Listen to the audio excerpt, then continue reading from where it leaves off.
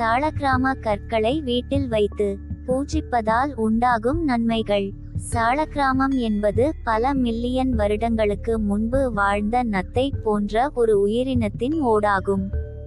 இது நேபாளத்தில் உள்ள கண்டகி ஆற்றில்தான் உருவாகிறது.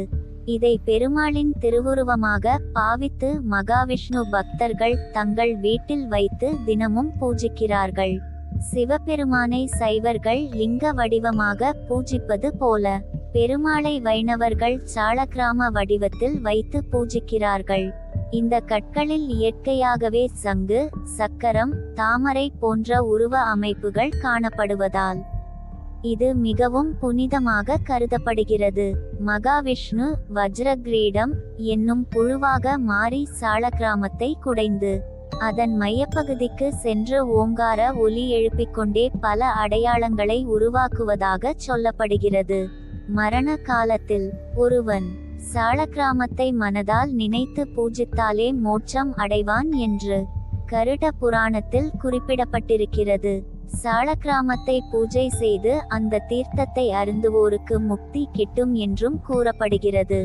சாளக்கிராம வகைகள்: மச்ச சாளக்கிராமம், கூர்ம சாளக்கிராமம், வராக சாளக்கிராமம், நரசிம்ம சாளக்கிராமம், வாமன சாளக்கிராமம், ராம சாளக்கிராமம், கிருஷ்ண சாளக்கிராமம் என்று சாளக்கிராமங்களில் பல வகைகள் உண்டு.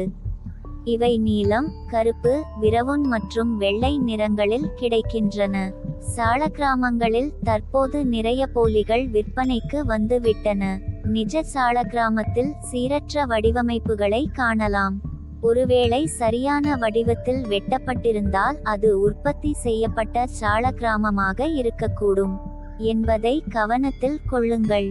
சாளக்கிராமத்தில் 68 வகைகள் உள்ளன என்றும் இதை வழிபட்டால் யம பயம் நீங்கி சொர்க்கத்தை அடைவார்கள் என்றும் சொல்லப்படுகிறது. சாளக்கிராமத்தை குளித்துவிட்டு மிகவும் சுத்தமாகத்தான் வழிபட வேண்டும். ஊதுபத்தி, கற்பூரம் காட்டி, இனிப்பு, துளசி வைத்து வழிபடலாம். சாளக்கிராமத்தை வீட்டில் வைத்து பயபக்தியுடன் பூஜித்து வந்தால் சகல சௌபாக்கியமும் கிட்டும் என்பது ஐதீகம்.